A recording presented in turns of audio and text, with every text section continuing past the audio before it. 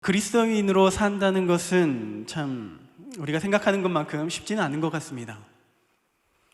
그리스도인이기 때문에 손해를 봐야 하고 또 무시를 당하는 경우도 많이 있죠. 대표적으로 코로나 시국에 정말 교회가 많은 핍박을 받은 것 같습니다. 한 번은 제가 군대에 있을 때 그런 일을 경험했는데요. 거의 쫄병이었을 때 이제 군부대에서 훈련을 하는데 다 같이 훈련을 하죠. 그때 당시 참 쫄병이었음에도 불구하고 위로가 됐던 존재가 있었는데 바로 동기들이었습니다. 제 동기들이 많이 있어가지고 그 동기들이 몰래 초코파이를 사가지고 동기와 함께 화장실에서 몰래 초코파이를 먹던 그 기억이 새록새록 하는데요. 그 동기들 때문에 참 감사했는데 한 번은 동기들이 그렇게 얄밉더라고요. 언제였냐면은 훈련을 하는데 그 무더위에 훈련을 하면은요 정말 힘들어요. 그리고 그 훈련을 받는 도중에 정말 기다려지는 시간, 10분간의 휴식, 그 시간이 정말 기다려집니다. 정말 꿀맛 같은 그 휴식 시간이 기다려지는데 드디어 훈련을 마치고 잠깐 쉬는 시간이 됐어요. 이제 쉬는 시간을 갔는데 이제 그늘로 찾아가죠. 그늘로 찾아가서 옹기종기 앉아서 쉬는데 갑자기 고참 한 명이 저에게 심부름을 시키는 거예요. 주전자에 물 좀 떠오라고. 왜 물이 있어야지 좀 더 또 갈증을 해결할 수 있으니까 물이 필요하잖아요. 근데 고참이 동기들은 다 놔두고 저에게만 심부름을 시키는 거예요. 순간 드는 생각이 이 짧은 휴식 시간 동안 주전자를 들고 물을 떠오면은 적어도 4분, 5분은 걸릴 것 같은데 그 시간 동안 저는 못 쉬잖아요. 억울하게 생각이 되는 거예요. 그럼 왜 그때 고참이 다른 동기들은 놔두고 저에게 심부름을 시켰을까요? 참고로 저는 사랑받는 쫄병이었습니다. 고참들과 사이좋게 지냈어요. 그런데 유독 그때는 저에게 심부름을 시켰는데 그 이유가 뭐였냐면요, 제 동기들은 다 담배를 피우는 거예요. 그 휴식 시간에 동기들은 담배를 피워야 되고 저를 보니까 저는 아무것도 안 하고 있더래요. 그래서 심부름을 시킨 거예요. 지금 생각해보면은 그게 무슨 큰일이라고, 그렇잖아요. 그게 무슨 대단한 일이라고. 그런데 그때 당시에는 그게 정말 억울한 거예요. 너무나도 정말 억울해서 그 동기들이 그냥 미워지는 거예요. 예수님을 믿기 때문에 받는 핍박이라고 생각합니다. 그런데 이러한 환경에 노출되면 노출될수록 우리의 마음이요, 저 같은 경우도 그래요. 처음에는 동기가 밉기도 하고 고참이 밉기도 하고 그런 상황이 계속 반복되면요, 내가 왜 예수 믿어가지고 이런 고생을 하게 되나, 그런 생각을 하게 돼요. 그리고 실제로 그러한 이유 때문에 믿음을 저버리는 사람들을 참 많이 봤습니다. 예수 믿기 때문에 피해를 보는 것, 손해받는 게 싫어서 교회를 떠나게 되는 거죠. 지금 제 상황과는 조금 다르긴 하지만은 이스라엘 백성들도 정말 크게 다르진 않았던 것 같아요. 자, 그들은 가나안 땅에 들어왔습니다. 그리고 믿음으로 전쟁을 치르면서 정복을 했어요. 그리고 아마 그들의 마음속에는 이제는 이 가나안 땅에서 내가 하나님을 잘 믿어야지, 그리고 신앙생활 잘해야지, 하나님께 영광 돌려드려야지, 이런 생각을 했을 것 같아요. 그런데 하지만 당장 눈앞에 있는 현실이 있어요. 농사를 지어야 되는데 농사를 지어본 경험이 없어요. 농사를 어떻게 지으라 이런 매뉴얼도 없어요. 먹고 살아야 되는데 점점 문제가 현실이 되어지는 거죠. 그러다 보니 자연스럽게 눈을 돌리게 되어지고 또 쉽고 편안한 방법으로 살아야겠다라고 생각하면서 그 가나안의 문화를 받아들이기 시작합니다. 그들 나름에는 그것이 최선의 방법이라고 생각했어요. 먹고 살아야 되니까 먹고 사는 문제 해결하면은 내가 하나님을 섬기겠다. 그리고 최소한 그들은 우상을 섬기긴 했지만요, 여전히 하나님께 제사를 드렸어요. 여전히 율법을 암송했어요. 나름 이 열악한 환경 속에서 내가 하나님께 해야 할 도리를 다 했다고 생각하는 거죠. 그런데 그건 그들의 생각이고요. 하나님과 우상을 겸하여 섬길 수가 있습니까? 결코 그럴 수 없습니다. 하나님께서는 그들의 형편을 보시고, 야, 너가 어쩔 수 없는 환경에 처해 있구나. 그리고 그들을 위로하시는 것이 아니라요, 하나님 그들을 향해서 진노하십니다. 그들은 최선이라고 선택했는데, 최선의 선택이라고 생각했는데, 그들에게는 그게 최악의 수가 되었던 거죠. 11절 12절 말씀해 보니까 이스라엘 자손이 여호와의 목전에 악을 행하여 바알을 섬기며 애굽 땅에서 그들을 인도하여 내신 그들의 조상들의 하나님 여호와를 버리고 다른 신, 곧 그들의 주위에 있는 백성의 신들을 따라 그들에게 절하여 여호와를 진노하게 하였습니다. 이스라엘의 행위는 악을 행한 것인데 11절에 뭐라고 하면은 그 악을 여호와의 목전에서 행했다고 해요. 하나님의 눈앞에서. 그러니까 사랑하는 남편이 있고 아내가 있는데 그 남편 앞에서 바람을 피는 거예요. 그 사랑하는 아내 앞에서 불륜을 저지른 겁니다. 하나님이 진노하시죠. 그 결과 14절에 보니까 노략하는 자의 손에 넘겨주어 노략을 당하게 하시며 또 주위에 있는 모든 대적의 손에 팔아 넘기심에 그들이 다시는 대적을 당하지 못하였으며, 또 15절입니다.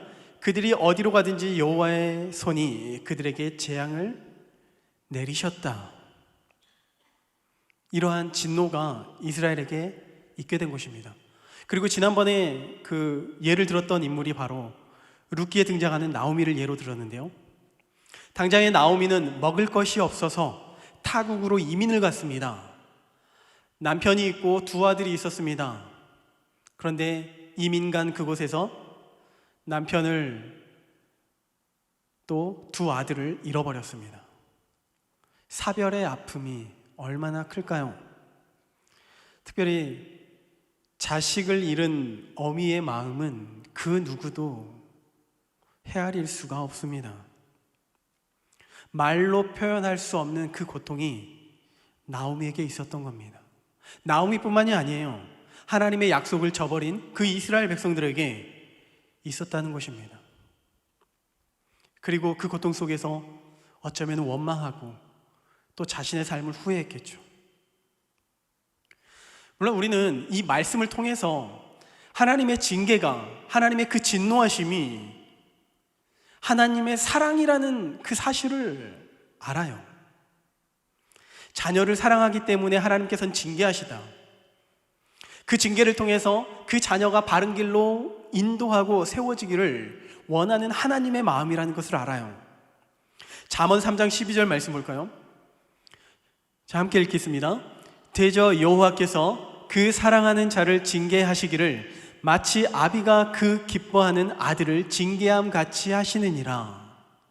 마치 아버지가 그 사랑하는 아들을, 그 기뻐하는 아들을 징계하시는 것 같이 하나님께서 징계하시는 사랑이라는 거예요. 히브리서 12장에 보니까 주께서 그 사랑하시는 자를 징계하시고 그가 받아들이시는 아들마다 채찍질 하심이라 하였으니 너희가 참음은 징계를 받기 위함이라. 하나님이 아들과 같이 너희를 대우하시나니 어찌 아버지가 징계하지 않는 아들이 있으리요. 징계는 하나님의 사랑이라는 거예요. 그리고 8절에서는 징계가 없으면은 아들이 아니라 사생아라는 겁니다. 당장 우상을 섬기는 이스라엘 백성들에게 하나님은 징계를 하세요. 그리고 그 징계를 통하여서 궁극적으로는 그들이 회개를 하고 하나님께로 나아갈 수 있는 그 길을 열어주십니다. 하지만 매를 맞아본 사람이 또 알아요.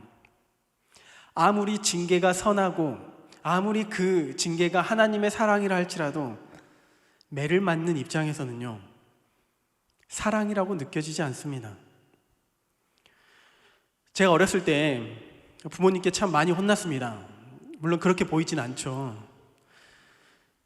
정말 말썽을 많이 폈어요. 또 부모님 그 주머니에 또 몰래 그래서 심하게 맞은 적도 있고요. 그래서 선택한 게 돼지 저금통을 노렸습니다. 돼지 저금통은요, 돼지 저금통에 가득 차면은 배를 가른다고 하잖아요. 그런데 절대 배를 가르면은 들통나잖아요. 그래서 동전을 넣는 그 투입구를 넓혀가지고 왔다 갔다 하면서 100원짜리 하나를 빼내요. 굉장히 스릴이 넘칩니다. 그리고 부모님의 입장에서는요, 아마 좀 그랬을 거예요. 아니, 왜 이렇게 동전을 채우는데 이 아구까지 채워지지 않을까?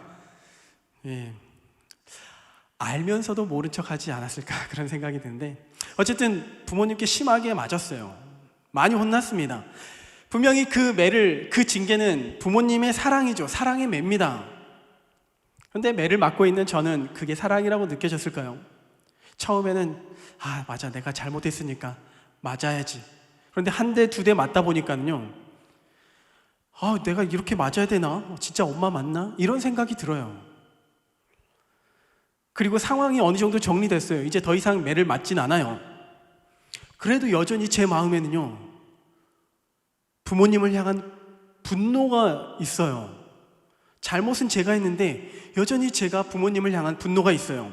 그래서 이제 방에 들어가면은 이제 화가 나서 방에 들어가는데 살포시 방문을 닫을까요? 아니면은 문을 쾅 하고 닫을까요? 열받으니까 문을 쾅 하고 닫습니다. 그런데 아차 싶어요. 그 소리가 너무나도 커서 다시 문을 열고서 내가 일부러 이렇게 쾅 닫은 게 아니라 바람이 불어서, 집에 창문은 다 닫혀 있지만 바람이 불어서 이렇게 문이 쾅 하고 닫혀졌다고 그렇게 이야기했던 적도 있는데, 아무튼 방귀 낀 놈이 성을 낸다고 잘못은 제가 해놓고 어느 순간에 제가 부모님한테 그렇게 화를 표현하고 있는 거예요. 마찬가지입니다. 이스라엘 백성들도 생각해보면요, 분명히 그들이 하나님의 백성이기 때문에 하나님과 맺은 언약이 있거든요. 그 언약을 깨트렸기 때문에 벌을 받아 마땅합니다. 신명기 28장에 보면은 28장 15절에 보니까 내가 만일 내 하나님 여호와의 말씀을 순종하지 아니하여 내가 오늘 내게 명령하는 그의 모든 명령과 규례를 지켜 행하지 아니하면 이 모든 저주를 내게 임하며 내게 이를 것이니 라고 말씀하시면서 16절 이하의 저주의 말씀들이 기록되어져 있습니다. 이미 불순종에 대한 형벌이 다 기록되어져 있어요. 이미 경고를 했어요. 하지만 징계 중에 있는 그 당사자들에게는요, 내가 지은 죄는 더 이상 보이지 않아요. 그리고 자꾸만 부각되는 게 뭐냐면은 하나님의 심판, 하나님의 진노, 더 나아가서 색안경을 끼고 오해합니다. 하나님은 정말 악한 하나님이시네, 이런 오해를 해요. 대표적으로요, 초대교회 영지주의 사상을 가진 자들이 있었습니다. 이들이 교회 안에 몰래 들어와서 하나님의 심판, 하나님의 징계, 이런 것들을 부각시켜요. 자꾸 이런 것들만 바라보게 해요.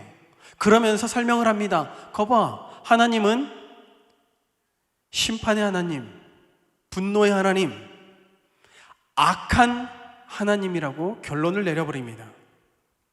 그리고 조금 더 나아가서 그 악한 하나님이 이 세상을 창조하셨네요. 그러니 이 세상은 악하죠. 악한 하나님이 사람을 만드셨네요. 사람은 악합니다. 육체가 악합니다. 육은 악하다고 이야기하는 거예요. 영은 선하다고 이야기합니다. 그러면은 신약의 예수님은 어떻게 설명할까요? 신약의 예수님은 그 악한 하나님으로부터 우리를 구원하기 위해서 오신 하나님이다라고 이야기를 해요. 구약의 하나님과 신약의 하나님이 서로 싸워요. 그런데 그 구약의 하나님이 우리를 구원하시기 위해서 어떻게 오셨냐면은 인간의 몸으로 오신 게 아니라, 인간으로 오신 게 아니라 인간인 척 하면서 왔다고 이야기를 합니다. 왜냐하면은 육신은 악하다고 했잖아요. 인간은 악하다고 했잖아요. 이러한 논리로 이단 사상이 초대교회에 어마어마했습니다. 자, 2학기 성경대학 교회사 2단을 알면 교회사가 보인다. 현재 온라인과 오프라인으로 진행 중이니까 많은 관심 부탁드립니다. 어쨌든 당장 이 심판만 보고 징계만 보면은요, 하나님을 오해하게 돼요. 다윗조차도 그래요. 하나님의 심판과 하나님의 진노, 하나님의 징계 앞에서 어찌하여 나를 버리십니까? 라고 고백을 해요.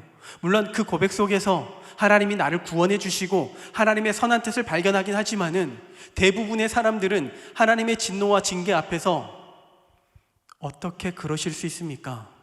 라고 이야기를 해요. 그리고 오늘 우리도 그렇습니다. 우리가 하나님께 기도를 하고 하나님께 예배를 드리면서 우리의 기도 제목을 간구합니다. 그런데 아무리 기도를 해도 우리의 자녀가 도무지 돌이키질 않아요. 형편이 나아지질 않습니다. 그리고 자꾸 이러한 부정적인 모습들을 묵상하게 되면은 점점 하나님은 정말 사랑의 하나님이 아니라 나를 싫어하는 하나님이시구나 라는 그러한 편견에 사로잡히게 되는 것입니다. 출애굽 당시에 이스라엘 백성들은 노예의 삶을 청산하고 이제 출애굽을 시작했습니다. 그런데 그 출애굽을 시작하면서 도착했던 장소가 어디냐면은 홍해바다예요. 홍해바다에 도착했어요. 눈앞에는 홍해바다가 있고 뒤를 돌아보니까 애굽 군대가 쫓아옵니다. 분명히 출애굽하면서 기쁜 마음에 하나님께서 역사하시는 것들을 바라보면서 감사하며 찬양하는 그 마음에 발걸음이 가벼웠는데요, 지금 눈앞에 보이는 홍해바다를 보니까 또 뒤에서 쫓아오고 있는 애굽 군대를 바라보니까 감사와 찬송은 사라졌어요. 모세를 원망하고 하나님을 원망합니다. 내 눈앞에 보이는 현실을 바라보니까 그렇게 되는 것입니다. 우리가 지금 사사기를 보고 있는데 이 사사기의 내용이 특히 그래요. 사사기에 기록되어 있는 이 내용들, 특별히 우리가 사사기를 그 암흑의 시기라고 이야기를 하는데, 왜 암흑의 시기라고 이야기하냐면은 하나님의 심판이 도무지 끊이질 않아요. 심판, 그리고 구해 주시고, 심판, 또 구원해 주시고, 또 심판. 심판에 계속 심판을 당합니다. 사사기 끝으로 가면은 어떤 일이 벌어지냐면요, 베냐민 지파와 다른 지파가 이제 전쟁을 벌이는데 그 베냐민 지파가 전멸을 당합니다. 600명만 남고 전멸을 당해요. 그리고 이 내용을 묵상하면서 또 나의 삶을 대입하면서, 하나님은 그 영지주의자들이 말한 것처럼 정말 잔인한 하나님이신가? 정말 소망이 없는 것인가? 라는 그런 오해를 하게 되는 거죠. 그런데 우리가 자꾸 이 세상에, 이 현상에, 이 문제에 우리의 초점을 맞추게 되면요, 정작 놓쳐버리는 것이 있습니다. 오늘 본문에서도 마찬가지인데요, 16절 말씀에 뭐라고 기록되어 있냐면은 여호와께서 사사들을 세우사 노략자의 손에서 그들을 구원하셨다. 자, 앞선 15절에서 뭐라고 기록되어 있냐면은 그 하나님의 징계로 인하여서 이스라엘 백성들은 심한 괴로움에 있었어요. 이스라엘 백성들이 그렇게 고통당하고 있으니까 하나님은 그 고통 속에서 그냥 모른 척 하시는 것이 아니라 사사를 보내주시고 사사를 통해서 그들을 고통으로부터 구원하셨다라는 내용입니다. 그런데 그 구원의 내용이요, 보면은 19절의 말씀을 보겠습니다.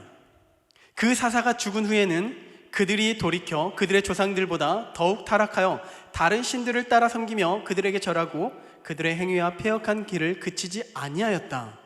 자, 사사가 죽은 이후에는 언제 그랬냐는 듯이 또다시 돌이켜서 그들의 조상들보다 더욱 타락했다는 거예요.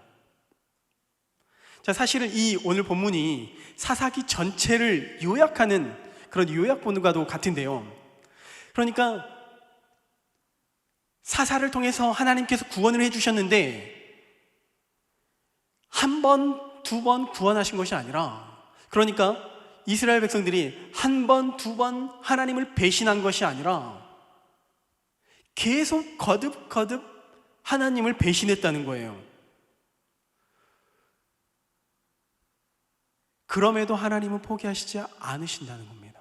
그럼에도 사사를 보내주셔서 그때마다 구원해 주셨다는 거예요.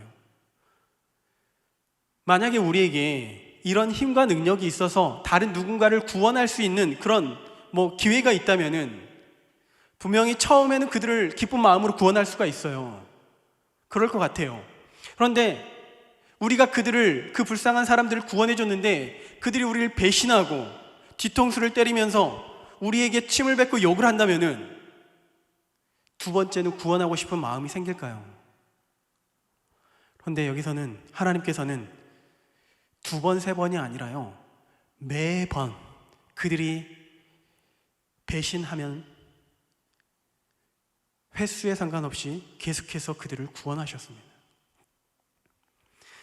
어떻게 이러한 하나님을 악하다고 말할 수가 있을까요? 그리고 자세히 보면은요, 자, 우리의 신앙의 상식으로 한번 생각해 보면은 하나님께서 우리의 기도에 응답하실 때는 그때가 언제일까요?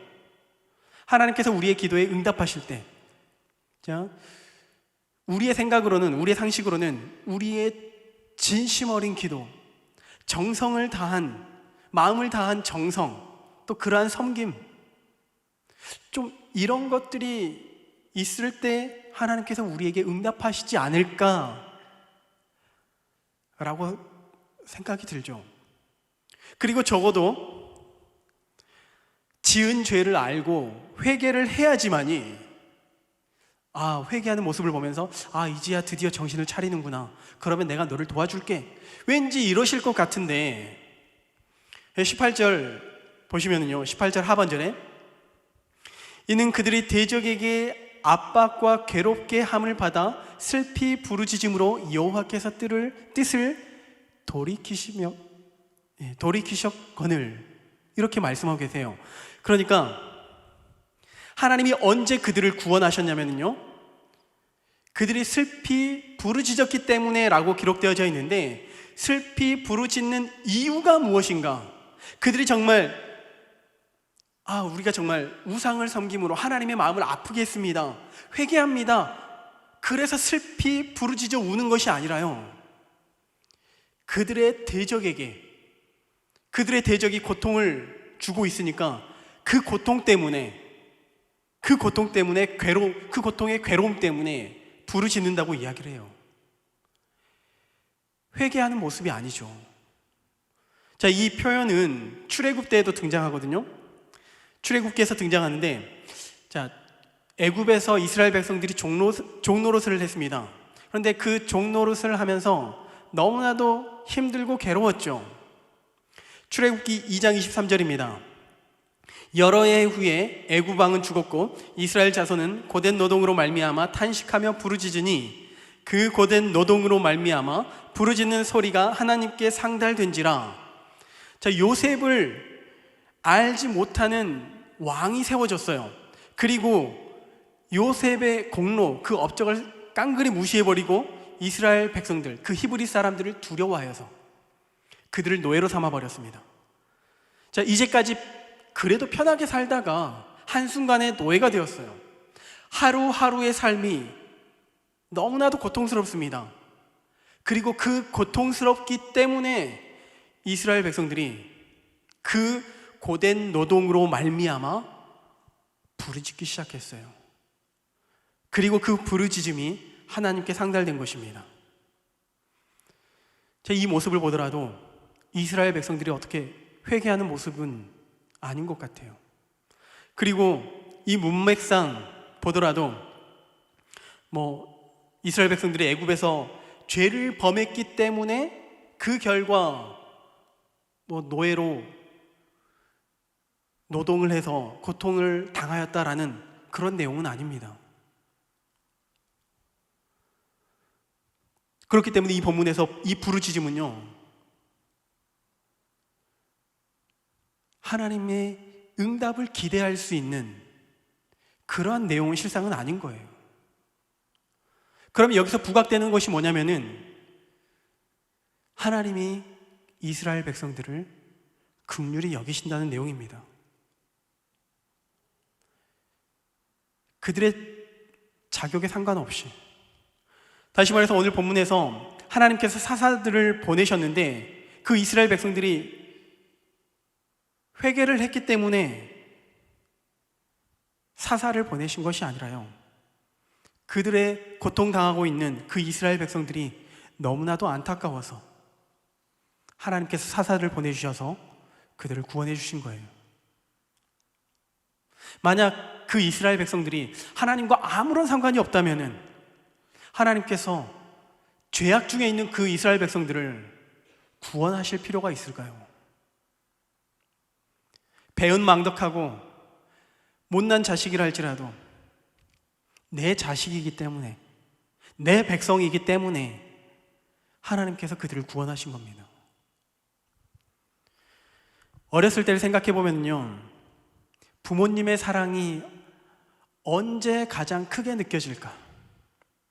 제가 말씀을 준비하면서 부모님의 사랑이 가장 크게 느껴질 때 리스트를 꼽아봤는데요, 맛있는 반찬이 나올 때, 역시 부모님은 나를 사랑하시는구나.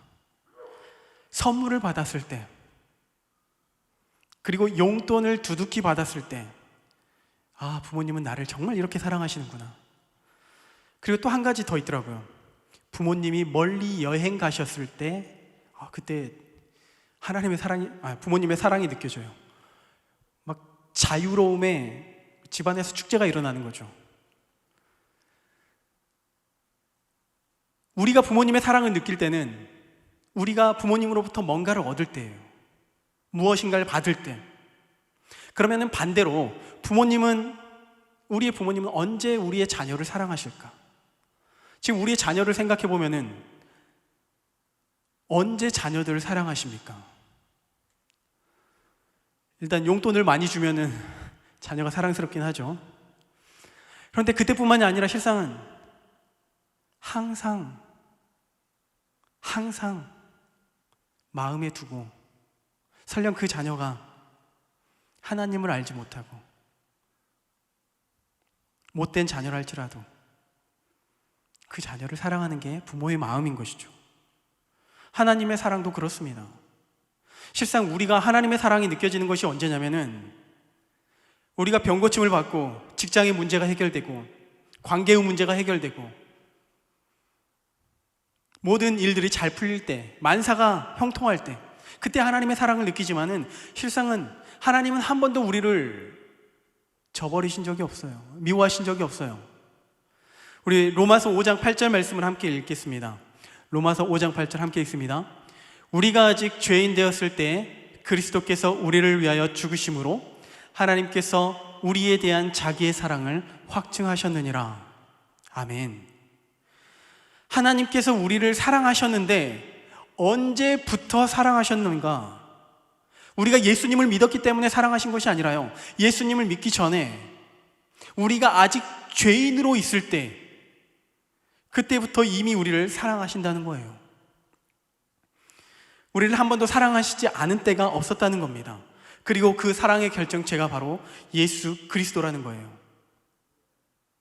우리가 하나님을 배신하고 우리가 죄악 가운데 있었지만 하나님은 여전히 우리를 사랑하고 계신다는 겁니다. 그 사랑의 표현이 오늘 본문에서는 무엇으로 나타나냐면은 바로 사사가 바로 하나님의 사랑의 증거라는 거예요. 사사를 통하여서 하나님께서 하나님의 사랑을 보여주시는 겁니다. 하나님의 사랑을 나타내 보이시는 거예요. 그리고 이 사사의 모습을 통하여서 살펴보면은요, 사사는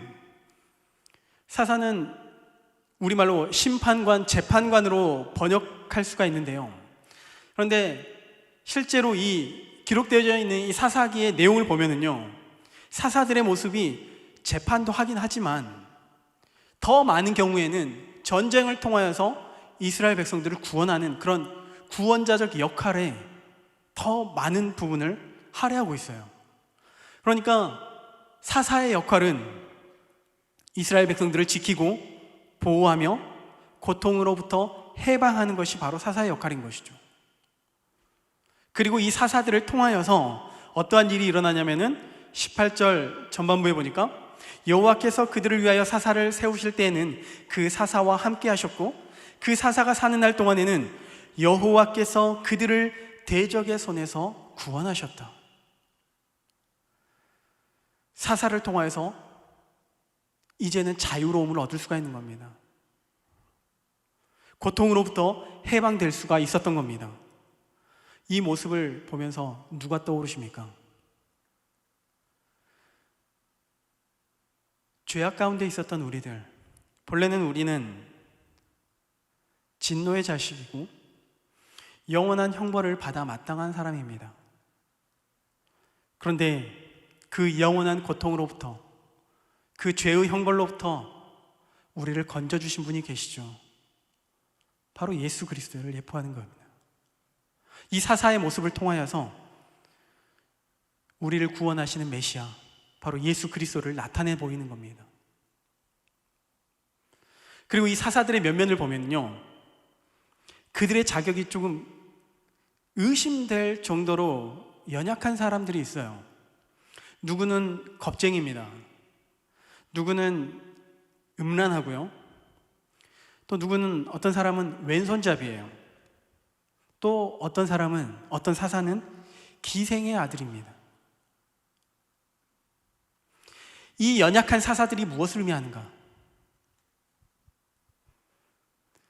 바로 이스라엘의 구원은 그들 사사들의 어떤 경건의 능력이나 힘과 지혜의 정도에 따라 달라지는 것이 아니라 그 사사들 보내시고 그 사사를 통해서 일하시는 하나님의 능력 때문에 이스라엘 백성들이 구원을 받는다는 겁니다. 그러니까 이 사사를 통해서 이 사사기를 묵상하면서 또 사사들을 보면서 우리가 바라봐야 하는 것은 그 인간들 사사가 아니라 그들 뒤에서 역사하시는, 그들과 함께 역사하시는 진짜 사사이신 하나님을 발견할 수 있어야 되는 것이죠. 그리고 그 하나님이 어떻게 역사하시냐면요, 그냥 인간 사사를 세워서 좀 구원해봐, 알아서 좀 해봐, 이렇게 하시는 게 아니에요. 특히 오늘 이 본문에서 하나님의 그러한 적극적인 개입을 볼 수가 있는데요. 먼저 16절 말씀을 다시 한번 보면은 여호와께서 사사들을 세우사, 자, 그 사사들을 누가 세우셨냐면은 여호와께서 친히 세우셨다고 고백을 해요. 주체가 여호와 하나님이시라는 겁니다. 18절에서도 여호와께서 그들을 위해 사사를 세우실 때 여호와께서 사사를 세우셨고, 또 여호와께서 그들을 대적의 손에서 구원하셨고, 여호와께서 뜻을 돌이키셨다. 이스라엘 백성들을 구원하는 것은 분명 사사를 통해서 하시지만 실제적으로는 하나님께서 적극적인 개입을 통하여서 그 역사를 이루어내신다는 거예요. 또 징계를 하실 때도 마찬가지거든요. 20절 말씀에 여호와께서 이스라엘에게 진노하여 이르시되 여호와께서 친히 이스라엘 백성들을 징계하십니다. 진노하십니다.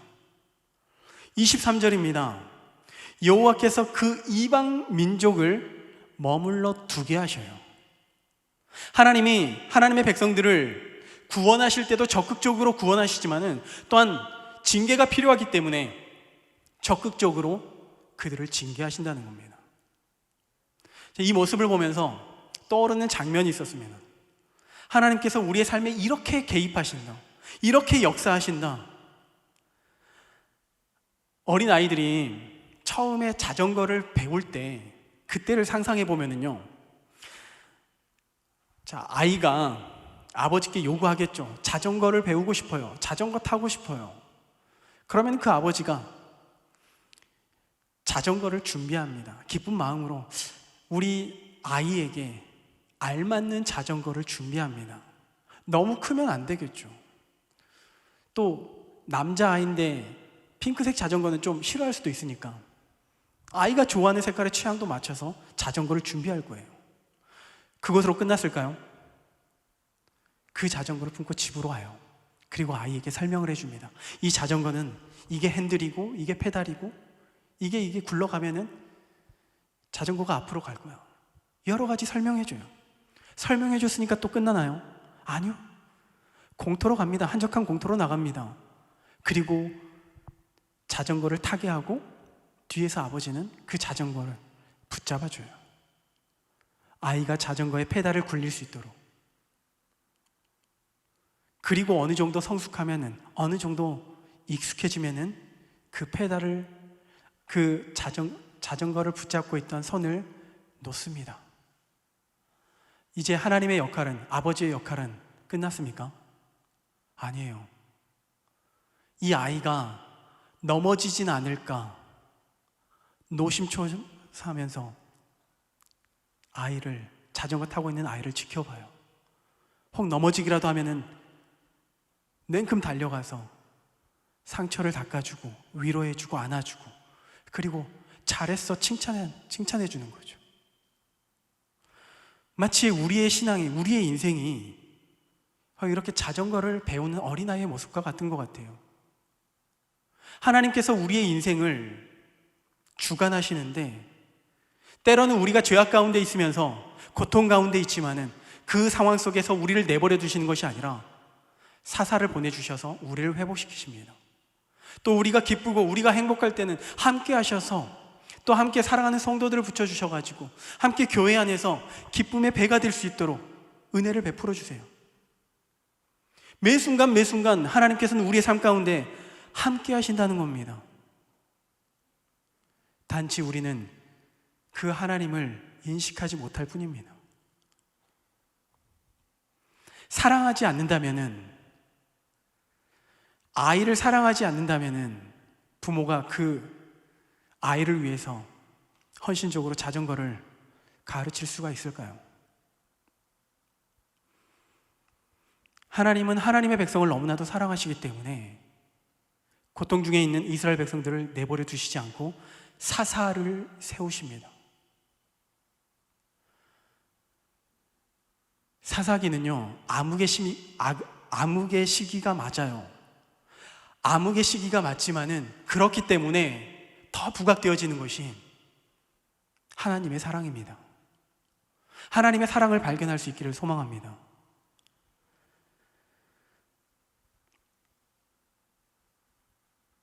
그러면 오늘 우리의 주위에 누가 우리를 이렇게, 하나님은 누구를 보내서 이렇게 우리를 위로하실까? 누구를 통해서 우리를 위로하시는가? 그 역할을 하는 곳이 바로 교회입니다. 그 역할을 하는 사람들이 바로 목회자입니다. 그리고 우리 구역장들이죠. 건강한 교회는요, 정말 성도들을 귀찮게 해요. 예배 안 나오면 안 나온다 뭐라 하죠. 구역 예배 안 드리면 또 예배 안 드린다고 뭐라고 하죠. 예배 드리다가 급한 일이 있어서 잠깐 나갔는데 집에 무슨 일이 생긴 것은 아닌가 걱정하면서 또 연락을 합니다. 말씀 훈련을 안 받으면은 훈련 안 받는다고 또 귀찮게 해요. 성도들의 입장에서는 정말 귀찮을 것 같아요. 그런데 이 귀찮게 하는 이것이 바로 하나님이 우리를 사랑하시기 때문에 교회를 통해서, 목회자를 통해서, 또 우리 구역장을 통해서 우리의 삶 속에 깊숙이 개입하고 있는 것입니다. 여전히 우리는 코로나의 그 어려운 시간 가운데 살고 있는데요, 이 코로나 시국을 많은 목회자들이 이 사사기와 비슷하다고 이야기를 해요. 정말 어두운 그러한 시간을 보내고 있는 것 같습니다. 그렇다면 이 어두움의 시간 속에서 하나님은 무엇을 하고 계실까? 잠잠히 주무시고 계시는가요? 아니면은 사사를 세우셔서 이스라엘 백성들을 구원하셨던 그 하나님, 그때 그 하나님처럼 오늘 이 순간에도 교회를 움직이게 하시고요, 말씀과 찬양이 끊이지 않게 하시고요, 성도의 교제가 끊임없이 지속될 수 있도록 하나님께서는 교회를 움직이게 하십니다. 이것이 바로 하나님의 사랑입니다. 바라기는요, 우리가 그 사랑 안에 거할 수 있기를 소망해요. 그 사랑을 거부하지 마시고요, 그 사랑 안에 거할 때 이 환난 중에, 이 어려움 중에 우리가 승리할 수 있는 비결이고 참된 평안을 누릴 수 있는 그러한 축복의 통로입니다. 바라기는 우리의 삶 속에 이러한 하나님의 사랑으로 말미암아서 믿음으로 승리할 수 있는 귀한 믿음의 백성들이 될 수 있기를 간절히 소망합니다.